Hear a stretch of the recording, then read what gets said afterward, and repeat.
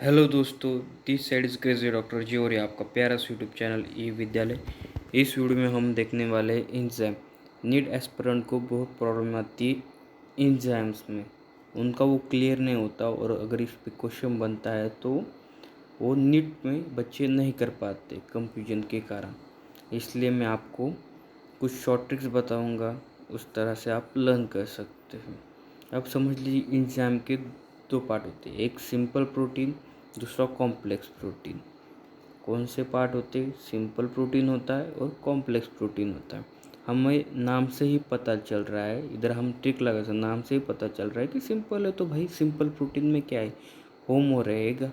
Means एक ही प्रकार का इन प्रोटीन यूज होगा पूरे एंजाइम तैयार करने में। तो enzyme made up of only protein, that is simple protein. वो कॉम्प्लेक्स प्रोटीन में क्या है कि अलग अलग प्रकार के प्रोटीन यूज होंगे, याद रखिए।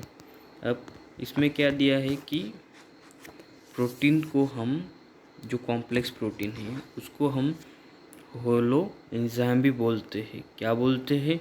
होलो एंजाइम भी बोलते हैं। तो उसमें अब होलो एंजाइम के दो पार्ट आते हैं, एक प्रोटीनियस पार्ट होता है और दूसरा नॉन प्रोटीनियस पार्ट होता है। कॉम्प्लेक्स प्रोटीन में प्रोटीनियस पार्ट को बोलते एपोएंजाइम और नॉन प्रोटीनियस पार्ट को बोलते कोफैक्टर। फिर से एक बार रिपीट कर लेता हूँ। एंजाइम में दो पार्ट आते हैं, simple protein, complex protein. Okay, complex protein को ही होलो एंजाइम बोला जाता है। होलो एंजाइम के दो पार्ट, प्रोटीनियस पार्ट को एपोएंजाइम बोला जाता है और नॉन प्रोटीनियस पार्ट को कोफैक्टर बोला जाता है। अब कोफैक्टर के दो पार्ट, ऑर्गेनिक और इनऑर्गेनिक। ऑर्गेनिक में अगर टाइडली बाउंड होंगे तो उसमें प्रोस्टेटिक ग्रुप देखने को मिलेंगे। अगर ऑर्गेनिक लूजली बाउंड प्रेजेंट होगा तो कोएंजाइम उसको बोला जाता है। और इनऑर्गेनिक में अपने को मालूम है, इनऑर्गेनिक में क्या होते हैं, मेटल आयन होते हैं। इस प्रकार से आप लर्न कर सकते हैं एंजाइम।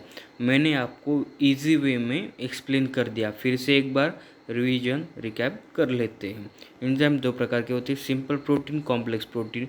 उसको ही होलो एंजाइम बोला जाता है। कॉम्प्लेक्स प्रोटीन को प्रोटीन पार्ट, उसमें क्या बोलते हैं उसको एपो एंजाइम बोलते हैं। नॉन प्रोटीनियस पार्ट को कोफैक्टर बोलते हैं। कोफैक्टर ऑर्गेनिक इनऑर्गेनिक दो पार्ट में बटा होता है। ऑर्गेनिक में टाइडली बाउंडेड हुआ तो उसको उसमें प्रोटेस्टिक ग्रुप आता है और लूजली बाउंड हुआ तो कोएंजाइम आता है। इनऑर्गेनिक में मेटल आयंस आएंगे, अपने को मालूम है। अब देखते कुछ एग्जाम्पल।